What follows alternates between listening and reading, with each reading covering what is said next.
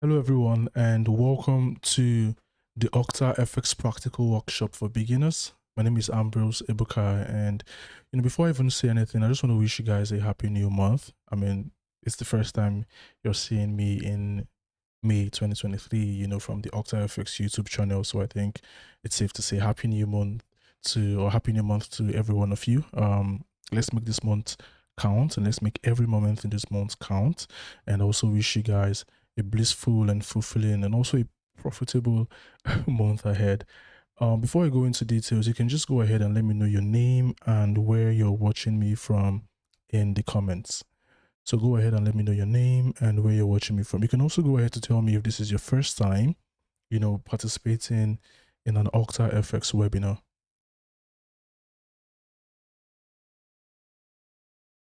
And while you do that, I'll just quickly talk about the promo code. You can double your deposits using the promo code Ambrose E100.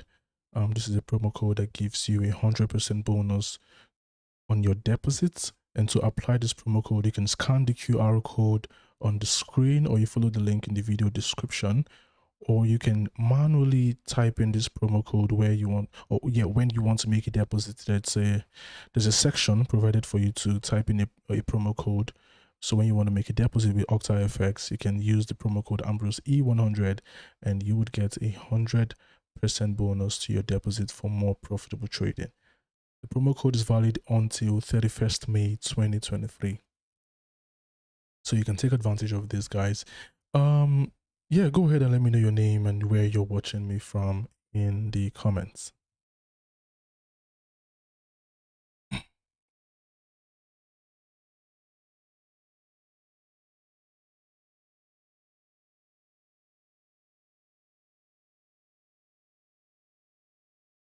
Okay, let's do a quick disclaimer. Any opinion, news, research, prices, analysis, or other information discussed in this training or linked to this presentation are provided as general market commentary and do not constitute investment advice.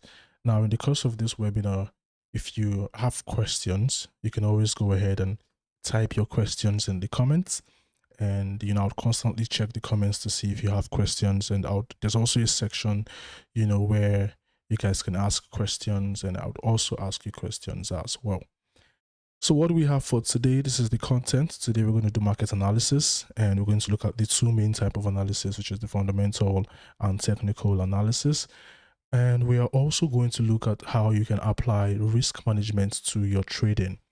We're going to have a practical session where we basically put all this together and do like a practice. I'm also going to ask you guys some questions. We're basically going to do that one together. It's like we're trying to analyze the markets together and also do like a back test to events that have happened before in the markets, using fundamental and technical analysis as well. And after that, we'll come back to discuss how you can diversify your portfolio, and also how you can do that using OctaFX and the various asset classes in OctaFX.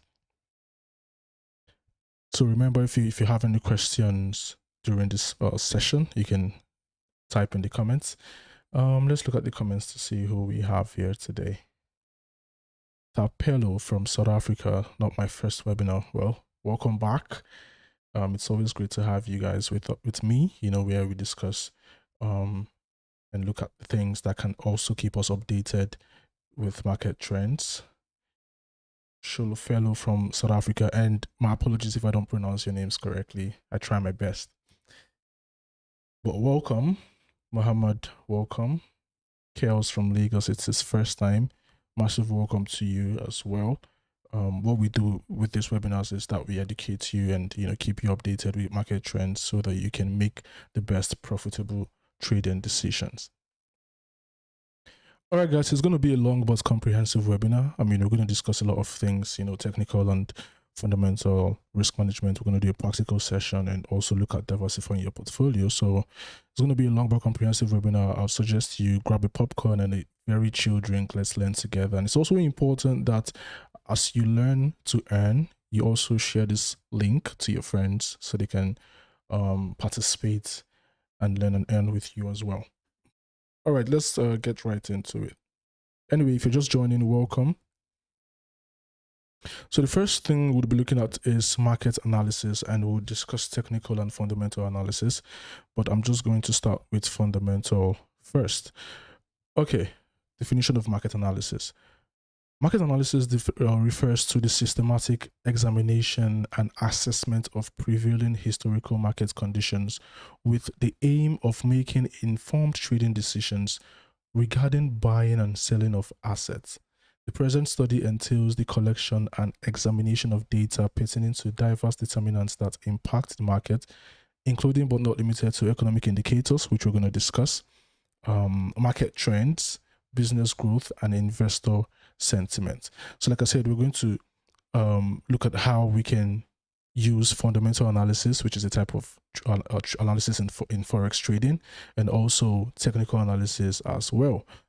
The examination of market conditions can be conducted through a range of methodologies such as technical analysis, fundamental, and also sentimental analysis, which is another type of analysis that's also used in the Forex market, where you gauge the overall amount of traders that are buying or selling a particular asset. That has to do with sentiment. The objective of conducting market analysis is to recognize and comprehend trends and patterns that can be utilized to make well-informed trading decisions. Through comprehension of market conditions and utilization of a variety of analytical techniques, traders can enhance the precision of their prognostications regarding forthcoming market fluctuations and adapt their trading methodologies correspondingly. Now we're going to look at the two main types of analysis, which is fundamental and technical. And fundamental, in short, or I would say in layman terms, has to do with trading the news, trading economic or the reports here from economic events happening globally, right? We all know that the global financial markets are interconnected and they depend greatly on the financial and macroeconomic statistics. Now, Forex market on its own is not an exception. We have the basic instruments of Forex trading. We have the currency rates. These are all affected by major financial news, fundamental statistical reports, and some geopolitical events as well. And we have some factors that determine the exchange rates of a currency, and I just like to call them drivers of the Forex market, economically, and that's inflation. This can also be economic indicators as well. So we have inflation, public debt, interest rates, political stability, economic growth or contraction, which is going to serve as when an economy is not growing, then it's headed towards a recession. We also have the relative strength of other currencies, speculation, and government intervention as well. And these are all factors that influence the Forex market. So what is fundamental analysis? Fundamental analysis examines a range of economic and financial variables that influence the value of a currency, including, like I mentioned, interest rates, inflation, political developments, and the release of macroeconomic data. Now, traders who employ fundamental analysis scrutinize economic indicators such as gross domestic product, which is GDP, and we're going to discuss that. Consumer Price Index, CPI, employment reports, majorly the NFP, the non-farm payroll, which we're going to discuss as well, and central bank policy decisions, decisions made by central banks, in order to ascertain the potency or fragility of a currency. Through the assessment of these underlying elements, traders can make well-informed determinations regarding the trajectory of a currency pair's exchange rate and establish long-term trading techniques. So, like I said, in layman terms, fundamental analysis basically has to do with trading the news, right? What's the value of, or how is the economy of this country doing? What's the rate of the unemployment in this country? What's the GDP? When you look at this economic growth, or when you just look at how the economy of a particular country is doing, that can give you an idea of the value of the currency, right? So if the economy is doing well, the currency is expected to do well as well. If the economy is, headed towards a recession, you would see that the value of the currency, the domestic currency of that country, would depreciate. Okay. All right. So these are four important economic events that happen in the Forex market and in the economic calendar as well. And these are some of the economic events that you should keep an eye out for in the economic calendar. I'm also going to show you guys where you can get these reports. And it's important to, utilize all this because you don't just want to rely on technical analysis, right? The movements of currency, the changes in exchange rates are due to this reports, due to this economic event. Now, the first one we're going to look at is NFP, which is also known as non-farm payroll. The non-farm payroll is a monthly report that represents how many people are employed in the US in manufacturing sector, construction, and goods sector. So the NFP report has nothing to do with agriculture. That's why it's called non-farm payroll. And it just tells you or gives you a number of employed or unemployed people in the United States. Now, the NFP report contains the non-farm payroll increase. It also contains the unemployment rate of the United States. It contains the sectors with the mostly added jobs. It contains the average hourly earnings of workers in the United States, and it also contains the revision of the previous NFP. And it's important to look at this revision because as a trader, you want to understand the trend of the unemployment rate. Now, if the unemployment rate is reducing, then that's good for the economy, right? Because people are getting jobs. And if you look at the long-term trend, let's say for the first quarter of the year, January to April, the unemployment rate has been reducing. January to March, rather, that's the first quarter. So January to March, the unemployment rate has been reducing. The numbers have been reducing. I can tell you that, okay, unemployment rate is in a downtrend. I expect the economy to do well, right? So you can use the reports from the previous NFP to know if NFP reports is in a downtrend or it's in an uptrend. The NFP is released every first Friday of the month at 8:30 a.m. Eastern time. So you can do a conversion to your own time zone. If you're in Nigeria, then that would be GMT +1. You can do the conversion to know the exact time the NFP report would be released in GMT +1. And if you're in other countries as well, you can also do the conversion. I think this is the first week of the month of May, and obviously it's the third day, so we've not done NFP this month, so we should expect NFP first Friday of this month, right? That's going to be next tomorrow. So the second economic event we'll be looking at is GDP, which is the gross domestic product. Now, the gross domestic product is the total value of the goods and services produced in a country over a specified period. Now, it doesn't matter the nationality of the producer, as long as it's produced in a particular, within the borders of a particular country, then it's going to be added to the GDP of that country. The GDP does not include sales of used goods, or they call it second-hand goods, illegal activities, black markets, non-monetary compensated work, or otherwise known as voluntary work, or unpaid work. So the GDP does not include any of this. Now, the GDP is measured in the United States by the Bureau of Economic Analysis within the US Commerce Department, and GDP basically tells us if the economy is expanding, due to more goods that are being produced, more goods and services that are being produced, or if the economy is contracting due to less output. It also tells us how a country's economy is performing relative to other countries' economies around the world. Guys, you need to understand that it's, relative strength and relative weakness, right, in Forex. So if you're trading, let's say, pound dollar, you're looking at UK and you're looking at the United States of America, right, because you're trading two currencies. So you need to look at the strength and the weakness of the economies of these different countries and see how it affects the currencies. And you come to your charts to identify areas, beautiful high probability areas where you can take trades. And we're going to discuss all this when we talk about finding your zones and all that. But let's not rush, right? Let's take it one step at a time. So the third economic event we're going to be looking at is CPI, and CPI is also known as the Consumer Price Index.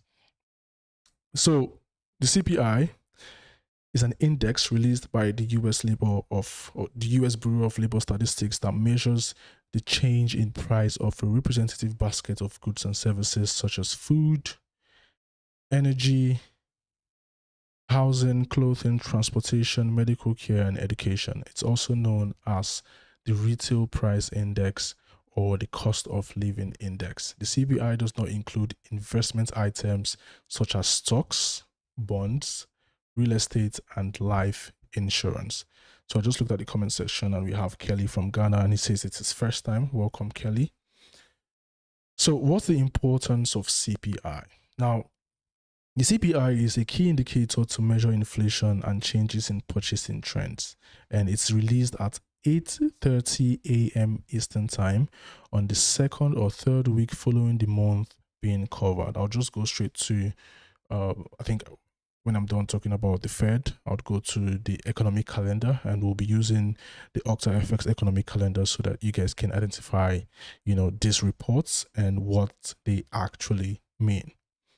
So while looking at CPI, it's also important to look at CPI that excludes food and energy.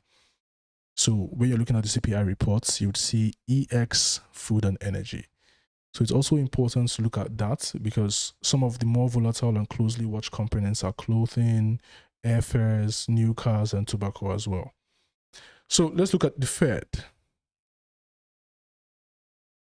the Federal Reserve. So the Federal Reserve is also known as the Fed or Federal Reserve or Federal Reserve System, rather. I think I skipped that. And it's the central bank of the United States. It was created by the United States Congress in 1913 to provide the US with a safer and stable monetary and financial system. The chairman of the Federal Reserve is Jerome Powell, and he assumed office since February 5th, 2018, and he currently serves as the chairman to date. Now, what's the goal of the Fed? The first goal of the Fed is price stability and is sustained economic growth. The second one is an adequate long-term interest rate. The third one is maximum employment. And the last one is preserving the purchasing power of the US dollar. Same thing as preserving the strength of the US dollar. Okay.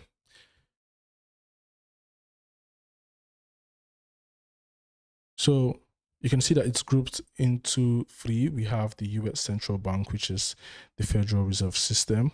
And now we have three key entities under the Federal Reserve System, and that's the Federal Reserve Board of Governors, the 12 Federal Reserve Banks. I'll briefly tell you guys the geographical areas of these banks, and the FOMC, which is also known as Federal Open Markets Committee. Now, if you're a trader or a beginner trader, as you embark on your journey to becoming a successful trader, you would see a lot of economic reports and speeches from FOMC as well. You're going to see speeches from the Federal Reserve Board of Governors, governors from the banks, and this is why it's important to pay attention to these speeches.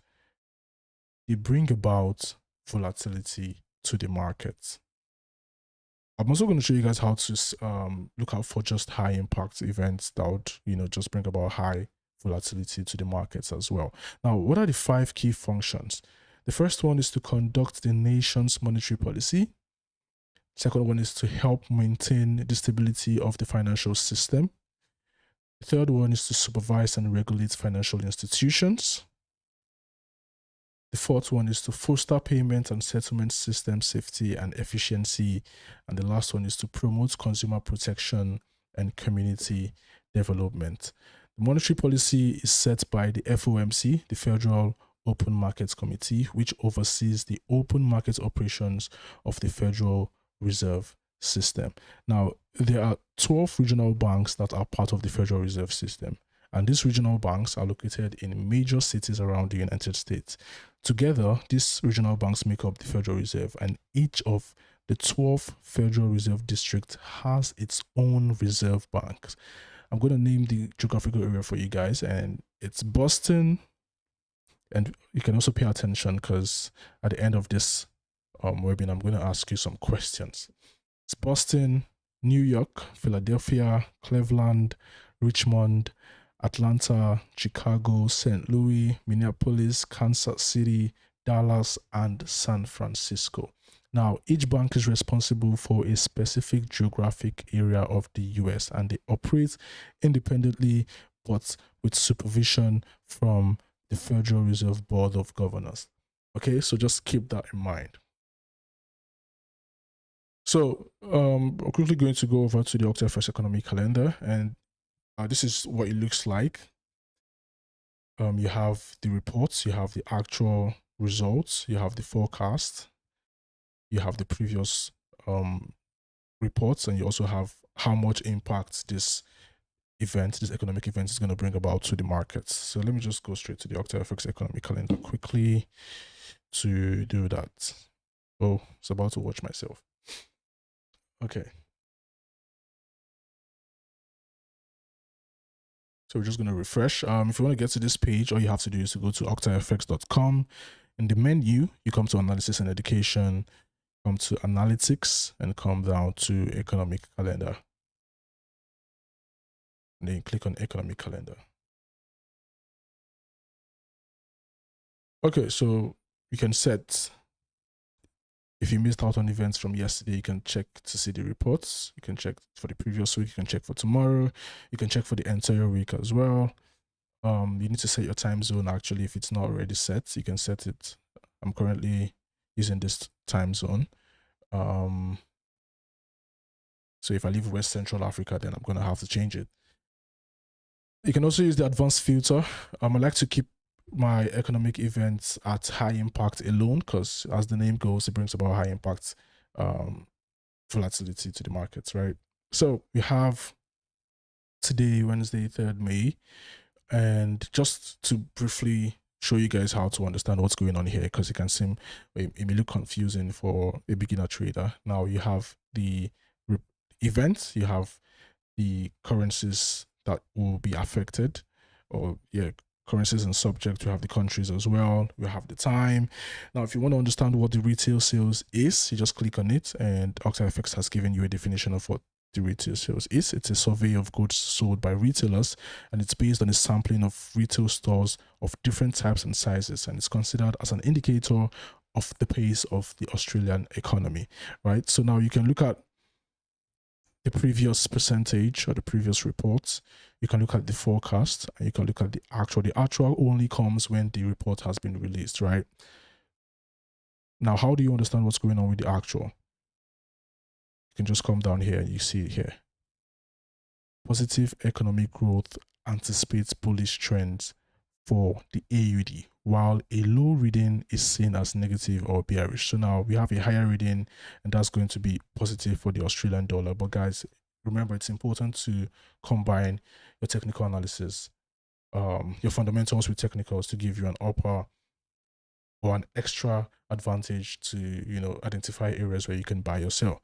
And the same way you understand this is the same way you understand this as well. You click to learn and understand what it's about. And the same way as well, OctaFX also gives you an extra link where you can understand what FOMC is about and all that. This one is still upcoming. I think we're going to be on this call when it's been released, and hopefully we'll be on the charts so you guys can see the volatility it's going to bring about.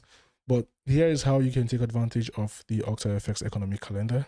Now, how do you use fundamental analysis in trading? These are some steps that's been put together for you to, understand how to use fundamental analysis in trading. And the first one is to look out for the key events, the key events of the week and the day. You can remember when we went to the economic calendar, the first thing I showed you guys was the days, right? Previous week, yesterday, today, the next week, and all that. You want to pay attention to that.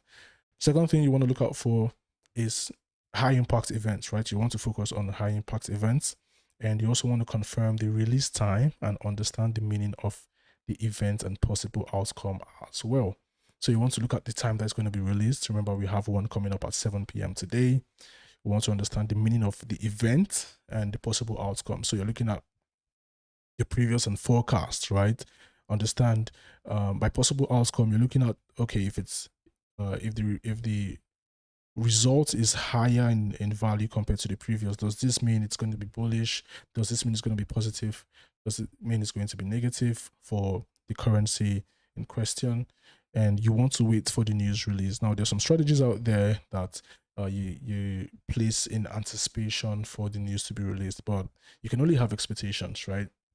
Until the news is released, then you can be 100% sure of what was actually, or what is actually being released, right? You can't be so sure of the unemployment rate if you haven't seen the reports, right? You can have an expectation, okay, it's going to be higher than the previous one, it's going to be lower, but the exact figure comes out once it's been released. And lastly, you want to combine with technical analysis and strategies, because you don't just want to look at these events, the economic events, and go straight to your chart and you start clicking on buy or sell. You want to identify the zones and the areas where buying pressure could kick in, selling pressure could kick in, and you take advantage of these two types of analysis and make the best profitable trading decisions. So this is how you can use fundamental analysis in trading. We're going to move over to technical analysis. I hope you guys understood fundamental analysis and how you can use it to your trading. If you have questions, you can use this opportunity to type them in the comments. I'll be checking the comments to see if you have questions and I'll answer them.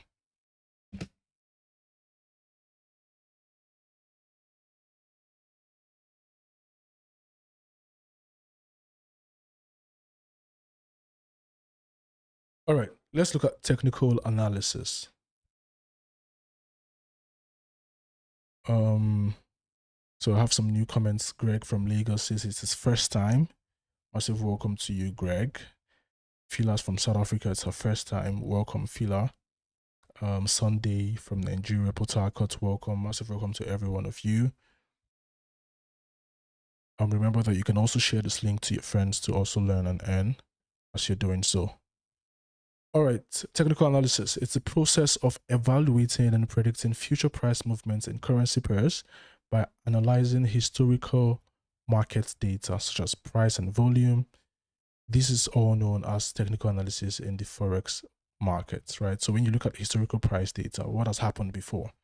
These are all, every candlestick you see in the market is what it is because of human action, right? When traders buy in volume a certain asset, it increases in value, and then the candlestick interprets, tells you that people bought during this time, right? It's based on the notion that the price of a currency is decided by the forces of the market, and that the past price movements of an asset can provide insights into the price movements of an asset in the future, right? So you're looking at historical or market data or historical price action to kind of predict what's going to happen in the future, right? Market, I'm going to show you guys when we get to the practical session, and then you can see how market tends to most times respect, the areas where it has been in the past. Through the examination of market data and the spotting of recurring patterns and tendencies, the purpose of technical analysis is to locate potential trading opportunities. Technical analysts make use of this data, traders in general make use of this data in order to devise trading strategies which may include the determination of entry and exit points, the establishment of stop loss levels, and also the management of risk. It's essential to keep in mind that technical analysis is not fail-safe and that the conditions of the markets are prone to fast shifts, which makes it a bit difficult to precisely forecast how prices will move in the future. And that's why you have your risk management in place, which we're going to discuss as well. Technical analysis is a well-liked technique that many traders on the Forex market employ to examine data and make wise trading decisions. It is commonly used in conjunction with fundamental analysis. And I know that, and I get this question a lot, from traders, and they normally ask, can I trade just fundamental analysis without technical? Can I trade just technical analysis without using fundamental analysis? And the best answer I can give to you is that you should use the both, right? Think of it like this. Let's say you're trying to lift a dumbbell, right? Or you're trying to lift a table. Now, if you decide to use one hand to leave the table, it's going to be more difficult than when you try to use both hands, right? So just that's fundamental and technical analysis combined together. They help you identify zones on your charts where, you can identify the best, possible points to take a trade. And that's what we do in the market. We're trying to look for the best possible areas and prices to execute buy or sell trades. All right. The first thing we're going to look at in technical analysis, because it has to do with the charts, remember that, technical analysis is basically when you look at historical price data, predictions, all that, it basically has to do with the charts and nothing but the charts, right? So it's made up of trends, zones, like support and resistance, and key levels as well, indicators, patterns, candlestick patterns, chart patterns. We're going to discuss all this today. So let's start with trends. A trending market is one where price is generally moving in one direction. Trends are usually noted by higher highs and higher lows in an uptrend and lower highs and lower lows in a downtrend. Now, let me show you guys the definition of what we mean by uptrend, downtrend, and higher highs and higher lows. And I'm also going to give you guys an example. So we have two types of trends, right? The uptrend and the downtrend. Now, anything other than an uptrend or downtrend is a ranging market or a consolidating market. The market trends upwards and downwards. So the uptrend is a bullish trend that contains a series of higher highs and higher lows. Prices are moving up. And you can be convinced of an uptrend if there is a clear support line connecting at least two lows and limiting the downside. A break below this signals weakness or reversal. That's for an uptrend. A downtrend is a bearish trend that contains a series of, 1 second, guys.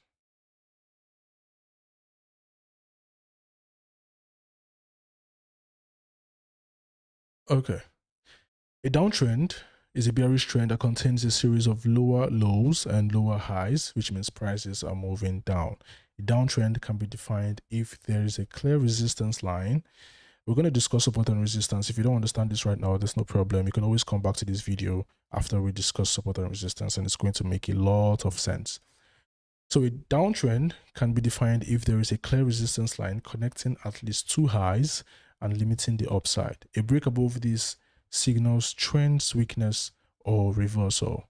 Each trend consists of movements in the direction of the trend, which are intermitted by counter trend moves called retracements or corrections. A trend is expected to continue until a reversal takes place and the direction of the trend changes. So let me just, okay, we have the uptrend, which is signified as the bullish trend. And you can also, when you hear of the bull or, bulls, bullish, what we're talking about is uptrend. And when you hear of the bears, bearish, then we think of the downtrend. Let me give you guys a quick illustration about, why it's called bull and bear. So if you're familiar with the bull, or if you've seen a bull when it's attacking, the bull attacks, from down and it just lifts upwards, right? And in a bull market, the market starts from down and starts to go upwards. And if you see a bear attack, the bear attacks from up and it just starts attacking downwards. And the bearish market in Forex, starts from up and then starts to trend to the downside. So the next time you think about bulls and bears, and this illustration can help you understand the uptrend and downtrend better. So the illustration about swing highs, higher highs, higher lows, lower highs and lower lows in an uptrend or downtrend, this is what it looks like. So we have in an uptrend, they're all called swings, right? 1 sec.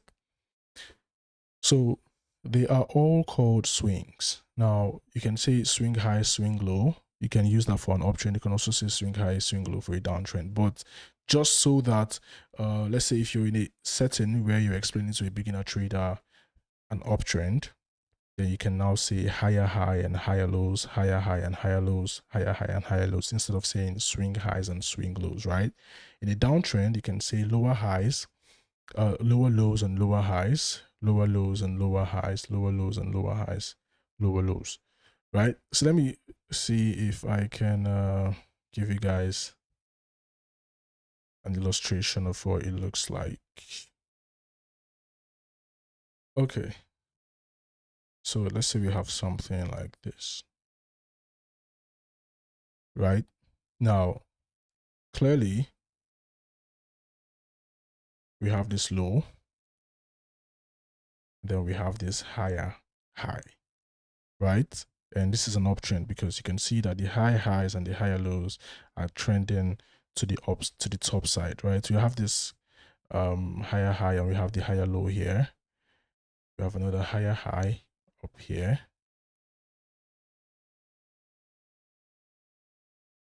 And we have another higher low. We have another higher high.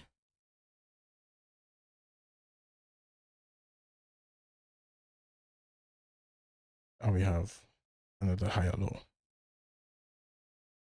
So what you really want to do with Forex is that whatever it is you learn, whatever, theoretical thing you learn in the markets, you just take it and apply on the charts to understand it better, right? So you've seen how we labeled the higher highs and higher lows, and remember that you're connecting your support line at the lows, right? So now you see when you connect your support trend line at the lows of this trend, the higher lows, you can see it here. Now you have the indication that this is an uptrend, right?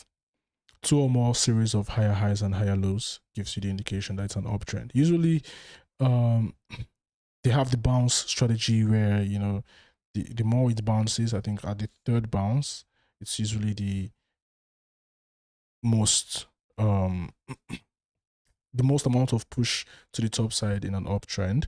It's called the bounce strategy. It works on the trend line. It also works on the moving average, but we're going to look at all this in the practical session as well. I don't want to rush you guys. We're going to take it step by step. Okay.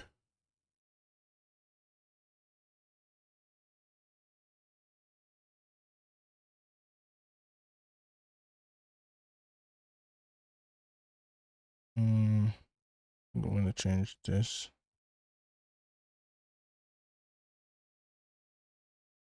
So clear support line connecting at least two lows and limiting the downside for the uptrend. The downtrend, we have the clear resistance line connecting at least two highs and limiting the upside, right? Let me just also show you guys that as well.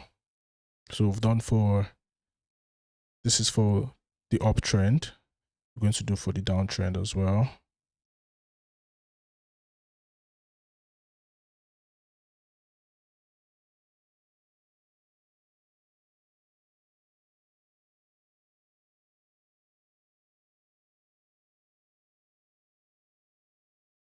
And just like the uptrend is made up of higher highs and higher lows, the downtrend is made up of lower highs and lower lows. And we have this lower high here as well.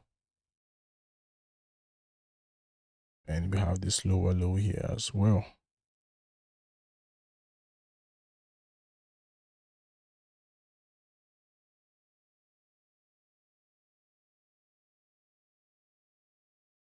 Forgive my typing skills, guys. So basically, why is this called a lower low or a lower high, and why is this called a lower low? You can see that this high is lower than this high, right? And this high is also lower than this high, and this high is also lower than this high. So that's why we call it a lower high. And this low, you can see that it's lower than this low, and it's lower than the previous low as well. So if you continue to create that, we're going to have a series of higher highs and higher lows, right?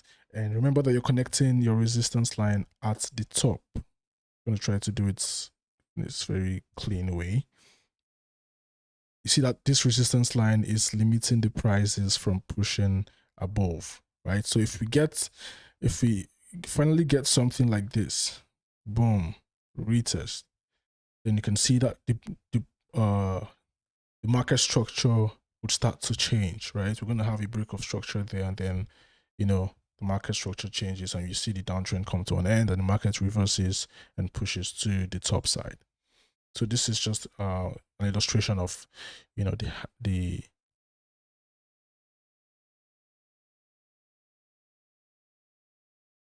let me go back.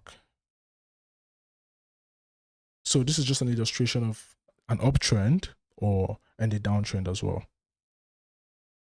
So here are some key things to note with a downtrend and an uptrend.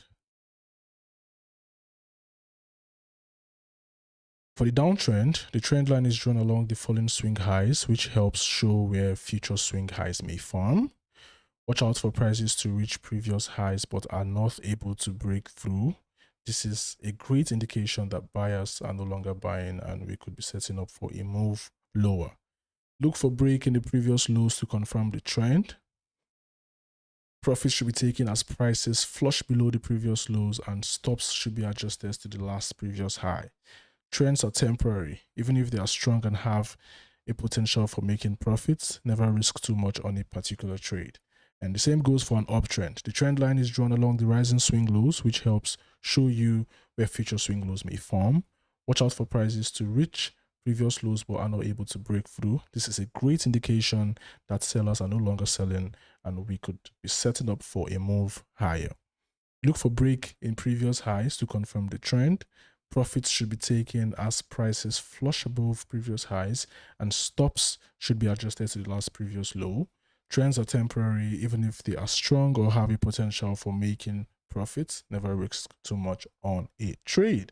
We're going to go ahead to talk about candlesticks, which is I like to call it the base of technical analysis, right? Because when you open your charts, the first thing you see is candlestick. You see a chart and then you see candlesticks, right?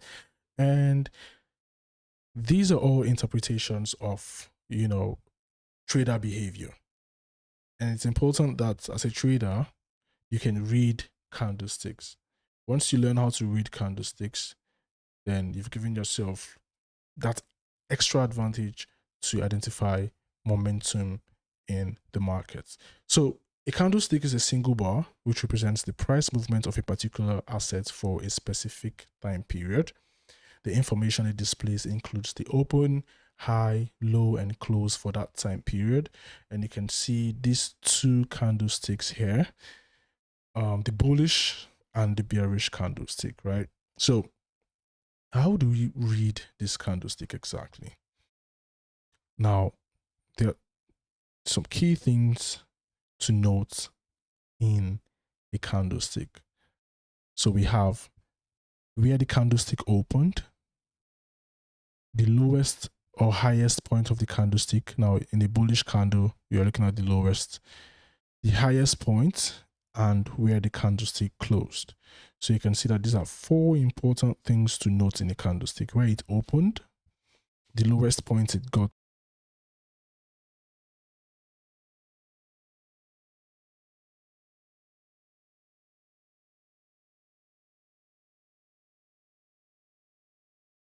all right, guys, let me know if you guys can still hear me in the chat box. If you can still hear me, let me know in the chat.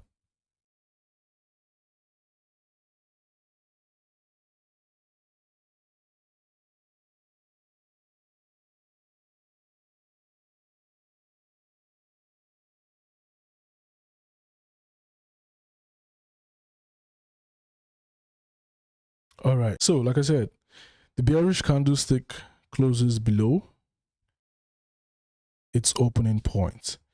Now, if you want to read this bearish candlestick, here's the first thing you need to notice: where it opened, the highest point or lowest point. Now, this is a bearish candlestick, so obviously we're looking at the highest point, the lowest point, and the close. It doesn't matter the time frame of this candlestick. This could be a 1 minute candlestick, it could be a 30 minutes candlestick, a 30 seconds candlestick, 5 minutes, 15 minutes. It doesn't matter. As long as you're able to identify the opening point, the highest, lowest, and the close, you can read the candlestick. Now, for the bullish candlestick, it closes above the opening point. And what really happened here is that the market opened, went down to create a low, couldn't sustain the pressure, and couldn't move past this point. The buyers took over. 1 second. So it went down to create a low. couldn't sustain that bearish momentum below this point. The buyers took over, pushed this market to the top side.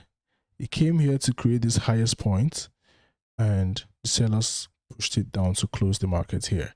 Now, because the market was at this high, during the open and close of this candlestick, the candlestick is going to leave a trace for you. It's going to leave a trace where you can see that, okay, the market was at this point during the open and close of this candlestick, or the market was at this low during the open and close of this candlestick. So these are called shadows or wicks, W-I-C-K-S. They give you an indication of, where the market has been, or where the market, was during the open and close of a candlestick. And then you have the real body, which is this one here. You have the real body here.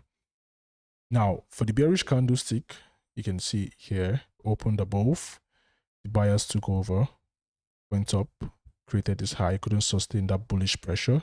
The sellers took over, pushed it down to this point to create a low, and the buyers came to close it here, right? So the market has left you this shadow to know that, okay, the market was here at some point, or this price was here at some point during the open and close of this candlestick, right? So this is just an illustration to get you to understand how to read a candlestick. Now we have typical types of candlestick patterns, right? And these are the three main types. We have the candlestick patterns with thick body and smaller shadows.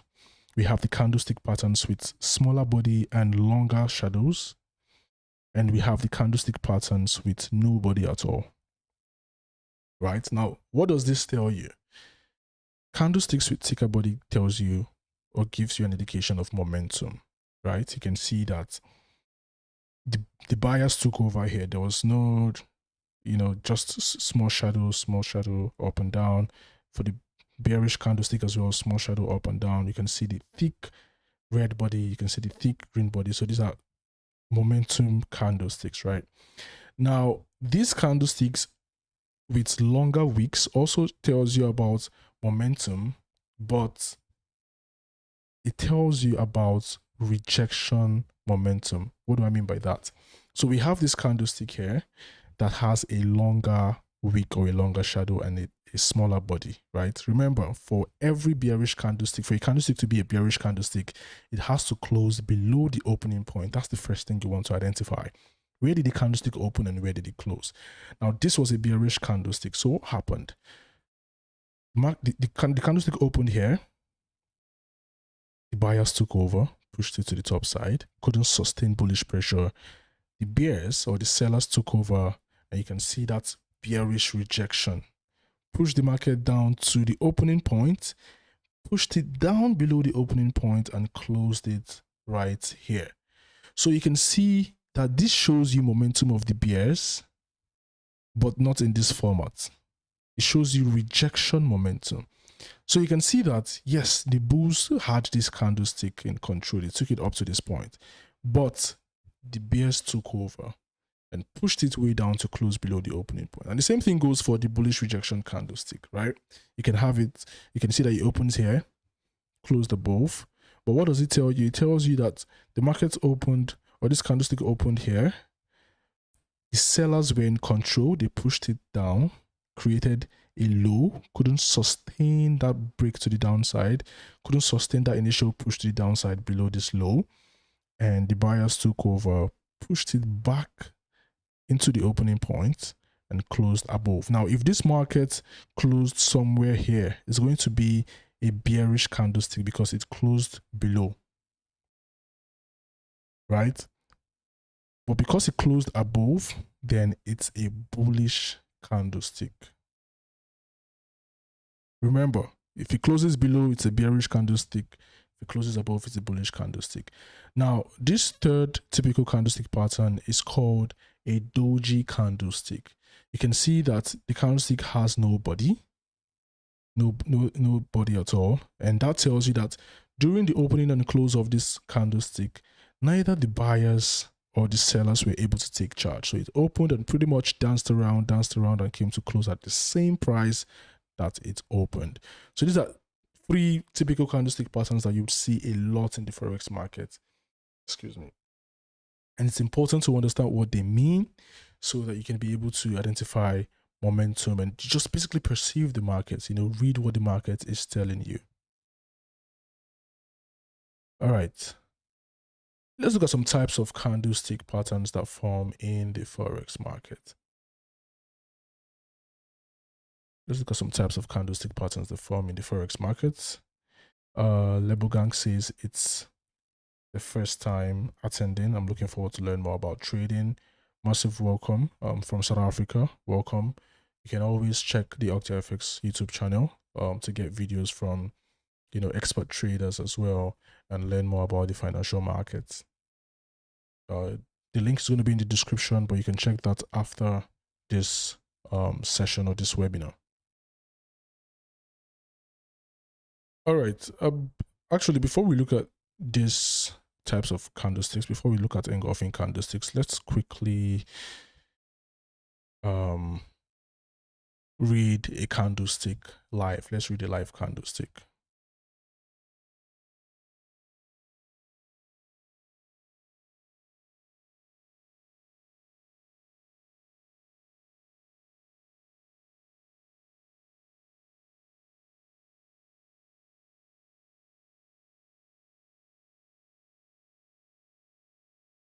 So I'm going to have to go to the lower time frames for this one.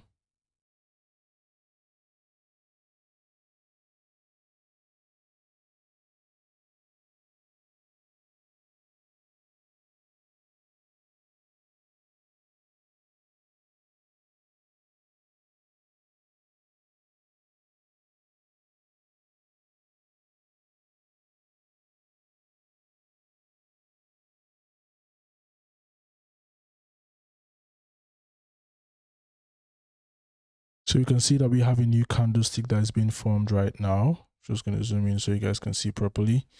The new candlestick is being formed, and you can see that the market has created a shadow to show you that the sellers pushed this candlestick down to this point, right? So we're going to just observe this candlestick, and you can see how it ends, if it ends as a bearish candlestick or a bullish candlestick. The blue is bearish and the white is bullish, just so that you can understand. Now you can see that the price is being pushed upwards, but the indication is there. You can see the shadow. You can see the shadow, and you can see that the market opened here, came down, couldn't sustain that bearish pressure. Price has pushed above the opening point. You can see pushed up to this point and has come down here to rest. So if you close this here, okay, I think it's going to close above. So the price has closed, and now this is a bullish candlestick because it closed above. The second candle has opened. The bears have taken over. You're seeing that right from the opening point. The buyers have taken over as well. And you can see that massive push to the top side. You can see this shadow, this indication that tells you, okay, the price was here at some point within the open and close of this candlestick. And we're just going to pay attention to this one. Then we'll go back to engulfing candlestick. So let's see how this one closes.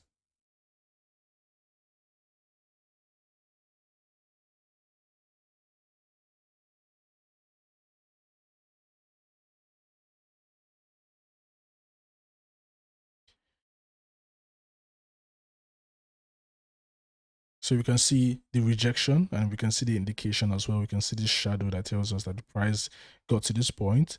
We're seeing the rejection. This is obviously going to close as a bullish candlestick because it's above the opening point. You can see that, and then the next one opens. So you can always practice that to understand exactly how to read a candlestick. Okay, let's look at engulfing candlestick, which are types of, candlesticks that occur in the Forex market. Now, the engulfing candlesticks signifies a reversal of the current trend in the market. This specific pattern involves two candles with the latter candle engulfing the entire body of the candle before it. The engulfing candle can be bullish or bearish, depending on where it forms in relation to the existing trend. So we have the bullish candle here, which is the engulfing candle. We also have bearish engulfing candles as well. The objective of an engulfing candle is that if you look at this description, you would see that the length of the bullish candle engulfs the entire previous candlestick.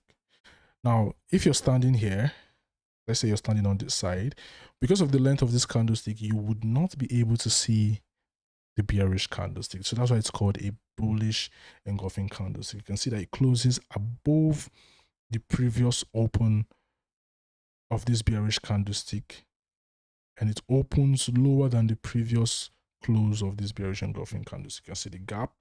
It totally engulfs this one. That's why we call it an engulfing candlestick. And it can be bullish or bearish, right? So in this example, you can see the bullish engulfing candlestick here. You can see that it totally engulfs this previous one.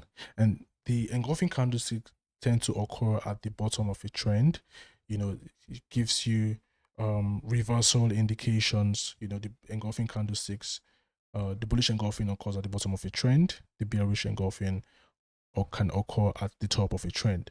You know, these are reversal and momentum candlesticks. So you can have a downtrend, and you can start to see bullish engulfing candlesticks that will tell you, okay, buyers are taking over. See, momentum is kicking in, and this could turn to an uptrend, just like you have here. You can see this market push down here, and then you see bullish engulfing forms. It takes over. You can see this one comes down here.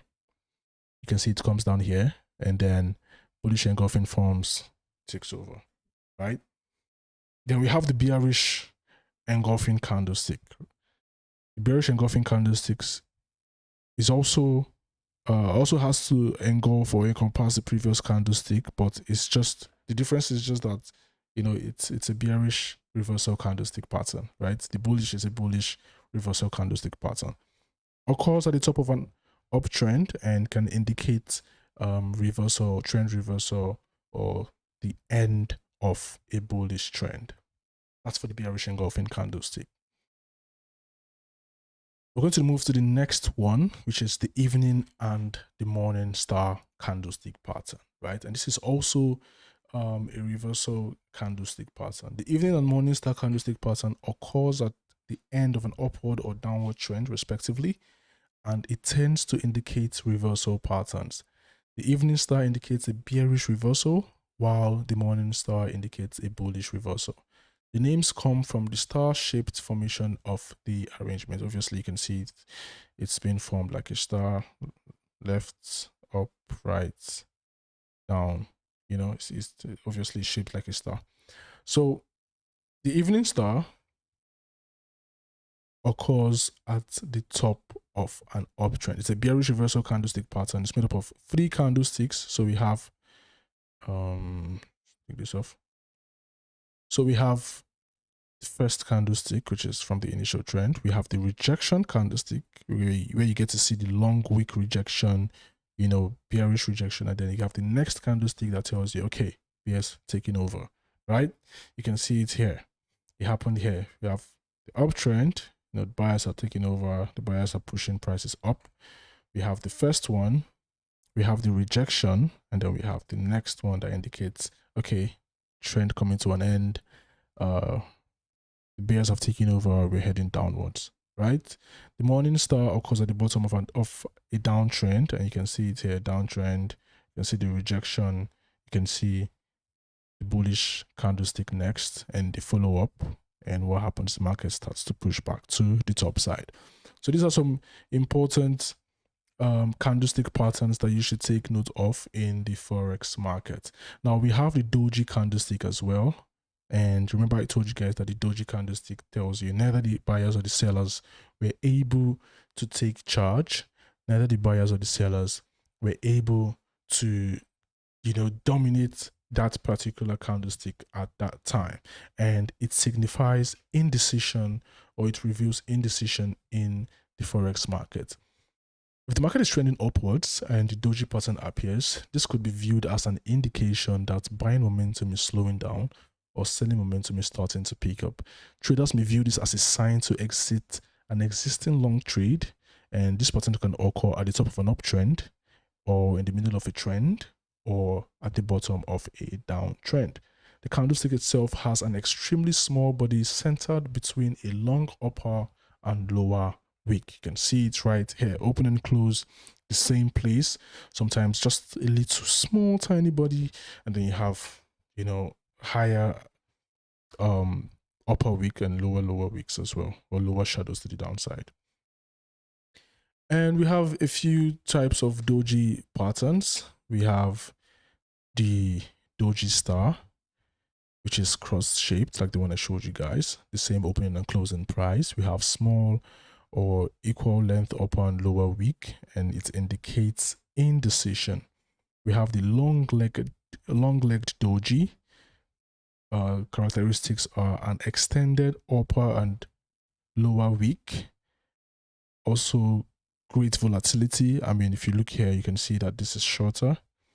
If you look here, you can see that this is longer, and you know that volatility is the measure of price movements. That's what we need as traders to make money. We need the markets to move so that we can make money.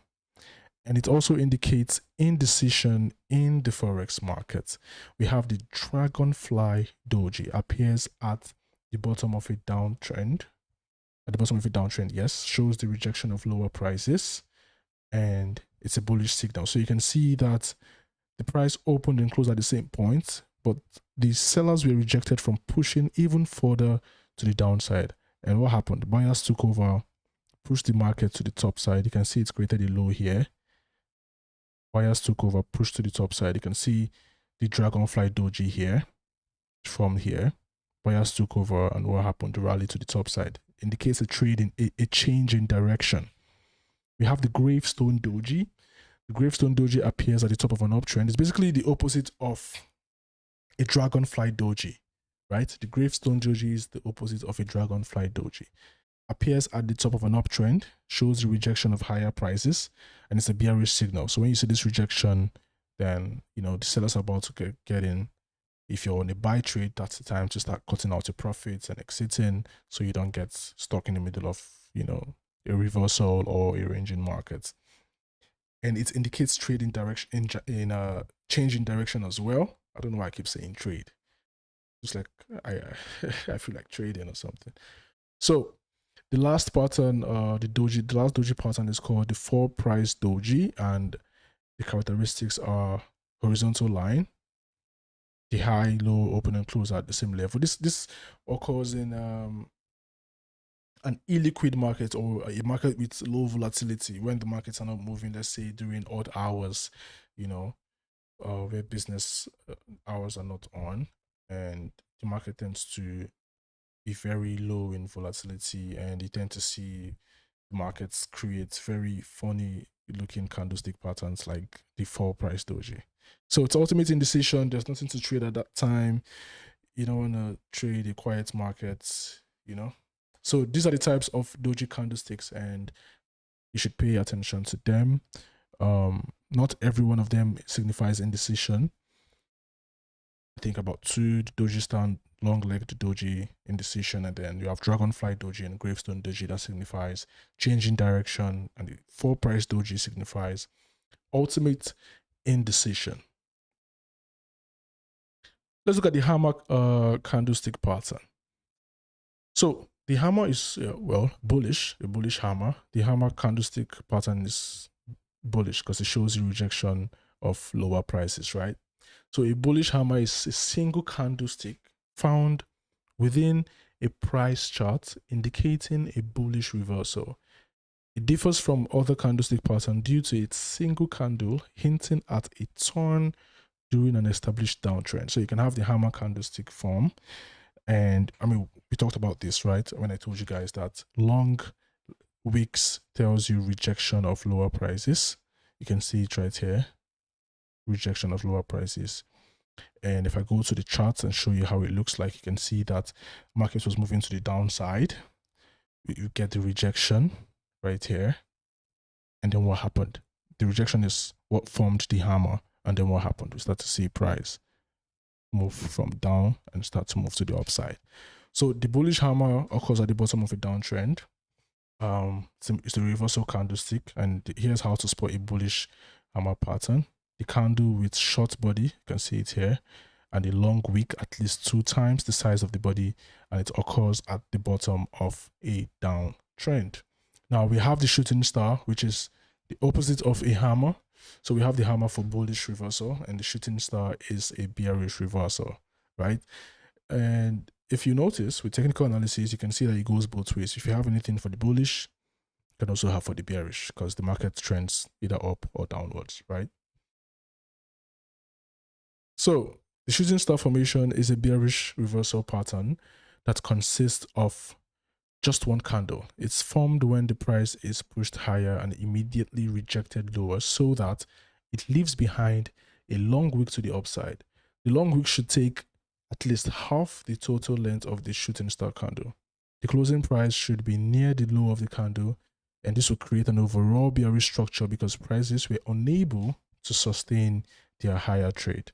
So you can see right here that even as this candlestick closed bullish, it still shows you that the buyers were rejected. And that's what I told you guys at the beginning. It can be a bullish or bearish candlestick. It closed bullish because it closed above. This was the opening point, pushed up. The bears took over, closed it here, closed bullish, but it shows you that the bears are in charge. They've taken over a good number of this candlestick. If you divide this candlestick, if you say, okay, this is a full candlestick like this, they've taken more than 2/3 of this candlestick, right? So it's a rejection candlestick, it's a reversal, a bearish reversal candlestick that occurs at the top of an uptrend. And you can see it happen here. The market's prices push higher, rejection, and then where the shooting star forms, and then you see that the price starts to trend to the downside. So now we understand the candlestick, how to read the candlestick, and some important candlestick patterns that you should understand in the Forex markets. We are going to look at support and resistance, which is also a very important part of technical analysis, and this has to do with zones, you know, and it's important that you identify your zones while you're trading. Very, very important. All right. So what is support and resistance? Support is a level where demand is thought to be strong enough to pause the price from declining. As the price of an asset drops and gets cheaper, the buyers will tend to buy more and sellers will be less inclined to sell, thus forming a support line. Resistance level is a level that will often be strong enough to pause the price from rising. As the price of an asset moves towards resistance, sellers will tend to sell more and buyers will be less inclined to buy. The easiest way to find support and resistance is using swing highs and swing lows. Finding support and resistance levels is to find past levels and marks where price, and for you to also mark where price had difficulty breaking through. Each level that price has bounced off could again be a level in the future that price tends to bounce off. So let's look at this example or this illustration. Now remember, for resistance, and it's called resistance because it's resisting prices from pushing higher above this level, right? And you can see support price has come down here to find support a couple times, 2, 3 times. It's come down to these zones to find support, right? The sellers lose pressure anytime they get to this level or anytime they get to this price, and the buyers take over from there and push the prices to the top side. Now, the thing about prices ranging and bouncing off a support and resistance level is that there's only so long you can do that for, right? So if you're a trader that likes to trade the range, you know, when the markets are consolidating, yeah, you can take advantage of these bounces. Okay, comes up here at resistance level, you see the rejections, you sell, comes down here, you see the rejections, you buy, and all that. But if you're a trader that likes to look for, you know, long-term opportunities, you want to catch a huge amount of pips, during consolidations like this, the best thing you want to look out for is a breakout. It can be to the top side, it can be to the downside. It happened with gold today. Now, you can see that the price pushed up to this resistance level. We saw the rejection here, but the price, one second. So you can see the price rejected here, but the price still managed to sustain that bullish pressure and broke above this resistance level, closed above the resistance level, and continued to push higher to the top side. Now, what happens with resistance and support is that when price breaks above resistance level, this resistance level turns out to be new support level for price. So you see that resistance has flipped and turned to support. If price breaks below this support level is going to turn or it's going to flip to be a new resistance level for price. And then you get to see rejections and price will start to continue to move downwards. In this case, it broke above, found support at this previous resistance, rejections, you can see the rejections here. And then what happened? Price began to move to the top side. So how do you trade support and resistance? First, you need to know your trading preference. Like I said, do you like to catch pips? Do you want to look at the long-term opportunities, or do you want to trade the range? You can trade the bounce, if you're trading the support and resistance bounce, whenever the price gets to the like you see here, trade the bounce. Whenever it gets to these levels, you trade the bounce and it bounces off and all that. But if you look at long-term opportunities, you want to catch a huge amount of pips, probably you're a swing trader, then you can trade the break, and you can buy whenever the price breaks through the zone. But you run a large risk of entering false breakouts if you just enter whenever there's a break. But if you use the second method, where you can wait for a retest, just like you have here, you have the break and the retest, then you're more comfortable to take a buy here when you see that price starts to reject at this resistance level. So you can see something like this, right? So if you're the kind of trader that always trades at the breakout, every time at the breakout, you don't want to see candlesticks like this and still hop on the trade. So when you have a breakout candle out of a resistance level, just like you have here, you want to see a follow-up candlestick momentum. You want to see another candlestick that shows you momentum to the upside, right? But these candlesticks don't show me that. These are, as a matter of fact, doji candlesticks. You can see that the wicks are longer. And what does doji candlestick tell you? Indecision, right? Longer wicks, smaller body. You can see that here. So I'm not seeing any momentum. But if you're a trader that just trades every breakout, then you could run into a large risk of getting faked out here, because now see what the price did, pushed up and then continue to push back into the range, right? So that's why it's important to wait for a retest. So you have resistance, you have the breakout, you have the retest and the rejection, and price continues to push to the top side. Okay, so whichever method it is you want to use, it's important to apply proper risk management, which we are also going to discuss. But for now, let's look at chart patterns. Remember, guys, if you have questions, you can type in the charts. I would check the charts to see your questions, and I'll answer them in the Q&A section of this webinar. So, chart patterns. Now, what is chart pattern?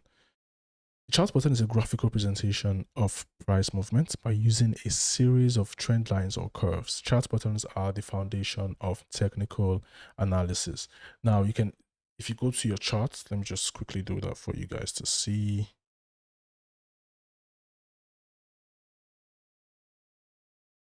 Let's say the 4-hour time frame, right? Okay. So you can clearly see that this is a candlestick chart, right? Now we have other types of charts like the bar charts. We also have the line charts, the 3 major chart types: the bar charts, the line charts, and the candlestick chart pattern. The candlestick chart pattern is mostly used because of the interpretation. You can see that. And in the candlestick chart pattern, or in the candlestick pattern, you can see that it's easier to spot chart types and chart patterns like the triangle patterns in the candlestick chart type. So I'm going to show you guys quickly types of patterns that we have, which is obviously the continuation chart pattern and reversal chart pattern. And this still has to do with what I was saying earlier, that when you have a bullish pattern or a bullish candlestick, you're also going to have a bearish candlestick. So for every continuation chart pattern that tells you the price is going to continue to move up, there's also going to be a reversal chart pattern that tells you the move to the top side is going to reverse before we continue going up, or before we totally start to move to the downside. So as the name goes, a continuation chart patterns would help traders to identify opportunities to continue with the trend. And we have the most common continuation chart patterns that include triangle patterns, flag patterns, and pennant patterns. And we also have the reversal chart patterns, which is the opposite. I mean, when you're reversing, then you're moving to the initial direction you were coming from, right? You're turning to the back and you're moving to the initial direction. So these patterns are used to look for scenarios to trade the reversal of a trend. Reversal patterns seek to find where trends have ended. So if you're moving in an uptrend and you see reversal chart patterns form, then brace up for a reversal from that uptrend to a downtrend, right? So let's look at some types of continuation chart patterns, and this is the one that mostly forms in the market, a flag pattern. The flag pattern occurs when a sharply trending price suddenly pauses and retraces slightly in a rectangular range. It then breaks that range and continues in the original direction, giving you the opportunity to enter the second half of a trend at a better price than before the flag formed. So we have bearish flag pattern and we have the bullish flag pattern.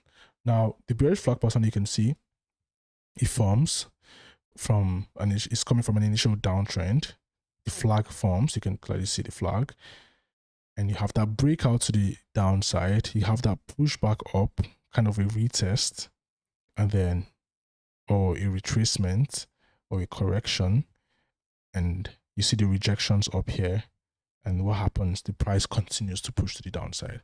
You can see the flag clearly forms in it. You can see why it's clearly called a flag pattern in the bullish flag pattern. You can see it here. You have the pole, you have the flag, you have the breakout to the top side, and what happens? Price continues to push upwards. So this is a continuation chart patterns. And what does it mean?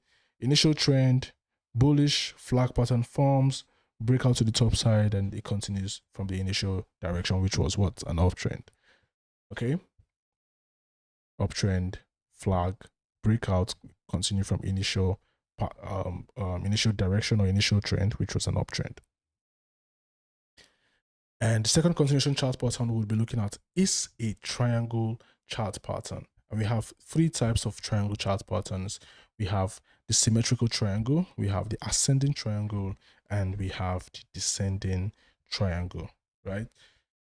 You see, the symmetrical triangle is a chart formation where the slope of the price highs, you can see it here, and the slope of the price lows converge together like to an apex. And usually when price does this, there is always going to be a breakout. When you see price moves, you know, from an apex, just move narrowly, there's always going to be a breakout. It's not going to move like that forever. There's always going to be a breakout, either to the top side or to the downside. An ascending triangle is a type of triangle chart pattern that occurs when there is a resistance level, like you see here, resistance, and a slope of higher lows. So you have the uptrend, the ascending triangle forms, a breakout to the top side, and a slope of, and a continuation rather in the initial trend. Now, an ascending triangle can sometimes form in a downtrend. We've seen that happen a lot of times in the market, an ascending triangle forming in a downtrend. But the important thing you need to know about triangle chart patterns is that, or chart patterns in general, is that you have to wait for the chart pattern to form completely. You can't assume a chart pattern before it forms, right? It has to form completely. You confirm it's the chart pattern. What are you looking for? A breakout? Okay, the breakout has to happen, and then you execute the trade. So a descending triangle is a triangle pattern that has a string of lower highs that forms the upper line, which is the resistance. Okay, in descending triangle, yeah. A string of lower highs that form the upper line. You can see the resistant trend line, and you can now see the lower line, which is a support level where price cannot seem to break. But there's eventually going to be a break either out of the support level or the resistance level, right? In this case, as a descending triangle, which is a continuation chart pattern, you'll see price tend to break to the downside. But remember, the break has to happen, and then you can execute your trade in the initial direction, right? And also look out for candlestick momentum to help you identify exactly where you can execute the trade. Now let's look at some triangle patterns keynotes. Always take note of the direction of the trend prior to the consolidation period. Make use of upper and lower trend lines to help identify which triangle pattern is being formed. Use the length from the flag poles as discussed to forecast appropriate target levels. Adhere to proper risk management to reduce the risk of a false breakout and ensure a positive risk to reward ratio is maintained on all trades. Now, if you have no idea what risk to reward is or what risk management is, there's no problem. We're going to talk about that. So just relax and learn with me. Okay, types of reversal chart patterns. So we've looked at, two major types of continuation chart patterns. Now we're also going to look at two major types of reversal chart patterns. And the first one we're going to look at is a double top, right? As the name goes, you can see in the illustration, double top, first top, second top, double top. It's a chart pattern where the price reaches a high twice and fails to break out higher during the second attempt. The pattern comprises of two peaks of nearly the same size and a bottom between them. The line running through the top is resistance, which should be nearly horizontal, and the pattern forms an M shape, which is considered as a reversal chart pattern. The new minor support level is called the neckline. Now you can confirm this pattern once price breaches the low of the pullback between the two highs. So you can see when it breaks the neckline, they can enter at a retest, because when it breaks here, support turns to resistance. Rejection at resistance gives you indication to sell, and then you start to drop the market, start to short. So double top forms at the top of an uptrend. It's a reversal chart pattern, so it has to, and it's reversing to the downside. So obviously it has to form at the top. And now you can see what it looks like in a chart. You can see that the first top, you can see the second top, you can see the breakout, the retest, and now you can start to short from here. And usually the movement in pips to the downside is usually the same as the movement of the neckline to the resistance level. So you can use that as your target levels if you don't see any swing lows.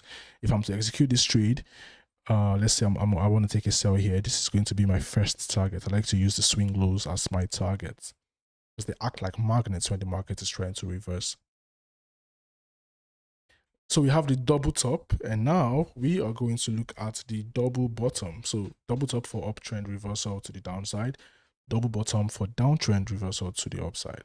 The double bottom is a chart pattern where the price holds a low 2 times and fails to break lower during the second attempt, and instead it continues to move to the top side. So we have first bottom, second bottom doesn't break lower, and then it starts to move to the top side. The chart appears to take on the form of the letter W. Double bottoms are formed in a downtrend and will reverse it to the upside as price breaks through the resistance line. So when you hear support and resistance, you're looking at resistance above, support below. What are we looking at for double bottom? Okay, a breakout to the top side, a breakout out of the resistance, which means it has to break out from this neckline, serves as the resistance. What am I waiting for? I'm waiting for a retest. I want to see rejection at that retest, and boom, I take my buy trade analysis. So it's considered as a bullish reversal chart pattern since the price holds a low 2 times, 1, 2, and eventually continues with a higher high. So you can see it here. Higher high. This high is higher than this previous one. And you've seen the low, the first bottom, second bottom cannot break below. And remember that you can see how it's been illustrated here. The lines are drawn equally. It doesn't really happen like that in the market. You can see that this one was pushed to the downside a little bit. So it's not always going to be on the same line. You can have like it is tiny push to the downside, like a fake out, something like that, or let's take out some stops and all that, and then the market can start to push to the top side. But if it doesn't sustain this break to the downside and starts to push back up, there you have your second bottom. And then the breakout of the neckline can now give you a valid reason to say this is a double bottom, right? And then you want to look for your entries at the retest of this neckline, which is going to serve as new support for this market. Get your rejections here, take your buy trade, You can use your stop loss. You can use the previous breakout candlestick for your stop loss. You can use the previous swing for your stop loss, depending on your trading preference and account size. And you hop on the trade, and there you go. So that's double bottom and double top, which are reversal candlesticks. And they are the mostly formed reversal candlesticks in the Forex market. So let's look at indicators, right? And this is, we're going to use indicators to wrap up technical analysis. Remember, we've talked about trends, candlesticks, we've talked about chart patterns, and now we're going to look at indicators. We also talked about support and resistance as well. So let's look at indicators. What are indicators? Now, think of indicators like this before I even go on to explain. So let's say you want to head on to a place, wherever it is. Think of your favorite place to go to. It can be the mall, it can be the gym, it can be anywhere, right? And you're driving and you get to a traffic stop, right? Now, ideally or initially, you know where you want to go, right? Excuse me. But the traffic stop tells you, okay, go now, or stop, or get ready, and all that, right? So that's what indicators do in the market. All right. Indicators are mostly used to forecast price changes in the Forex market. Now, the market obviously is headed somewhere, and you already should know how to perceive the market. Okay. So the indicators can be an added advantage to aid your entry, to aid your analysis, to help you find the best possible price where you can sell or buy. Okay. There are calculations which take the volume and price of a certain financial instrument into account. Technical indicators can help you identify possible entry and exit points for trades. And we have two mainly used indicators, which is the moving average and the RSI. The moving average is a simple way to smooth out price fluctuations to help you distinguish between typical market noise and the actual trend direction. Moving averages are one of the mostly used technical indicators, and you can see it here. The moving average, the red line. I'll go to a real chart. I can just turn it on for you guys to see. So you can see the blue line is the moving average. You see the blue line is the moving average. Right? So if I decide to hide the chart, you can see that the moving average is already telling us that, okay, this market is headed up, up, up from here, smooth out price fluctuations, and we can see that the market is moving to the top side. Bring the chart back, you can see the chart also respects the moving average. So it smooths out the noise and gives you the overall direction of the market. And there's some ways you can trade moving average. You can trade the moving average bounce, which is to look for opportunities whenever the price bounces off at the moving average. You can see here, for every time it bounces, if you hop on a buy trade, profit bounced here. This was obviously a fake out. You can see broke out and continued to the top side. And that's why you also want to add candlestick momentum to your confirmations. Because if you look at this candlestick right here, let's start from this one. You can see the rejections and the consolidations. You can see it here as well, rejections and consolidations. Here, we didn't see any rejection and consolidation. We saw a push to the downside, a straight break below, right? And then price started to push to the top side. Now we started to see rejections and consolidations before it. So these consolidations and rejections at the bounce can be your confirmation. So you don't fall, you don't get caught up in this fake out and then get your stop sticking out. You can see the bounce here again. You can see the rejection. You can see the consolidation here as well, and you know the whole dance that was going on here before the market started to push to the top side. So that's one way you can trade the moving average, but obviously you have to combine this with your price action, just like you have here. You can see that this price came to make a retest at previous support, rejected, smooth push to the top side. Now, you can also trade the moving average break, which is the crossover strategy for the moving average. You know, when the 100 moving average crosses over the 200 moving average, period moving average, then you can have an uptrend, and it also goes the same way for the downtrend. So you want to use 100 and 200 period moving average. Let's say, so for this one, we're using 50. You can use 100 and 200. You can use 50 and 200 or 50 and 100. And you can see that for every time the moving average, the 50 period moving average crossed over the 200 period, we had an uptrend, right? You can see it here as well. Uptrend. If I go back in time, you can see it here as well. Crossover, uptrend, right? But remember, don't trade indicators in isolation. You want to combine your indicators with price action, right? Now, we also have the relative strength index.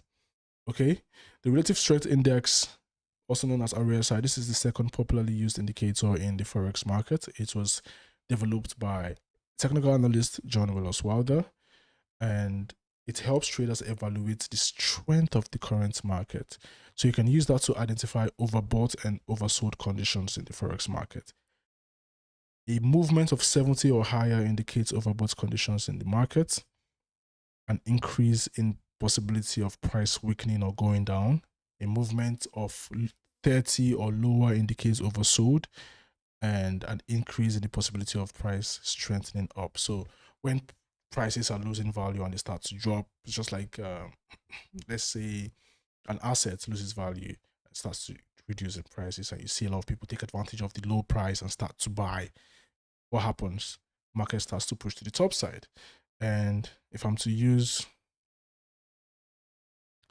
let's use a real chart for that. So let's use this one. I'm still gonna go over to the real chart, so you can see that this line represents 70, level 70. This line lower represents level 30. Now you can see that for every time you got to above overbought level, we had that push to the downside. Got above 70 again, we had that push to the downside, but this was a more significant push because this signified, or this indicated, a divergence in the RSI. You can see the chart is moving and creating higher highs. The RSI is creating lower lows, so we're expected to push to the downside. So if you traded every time it pushed above, let's say here, for example, you'd have cut just a little amount of pips. But if you combined, you know, the divergence strategy with the overbought level the second time, and you can see the rejection up here, the candlestick momentum. The follow up was a bearish candlestick. You take your sell trade, your stop loss can just be above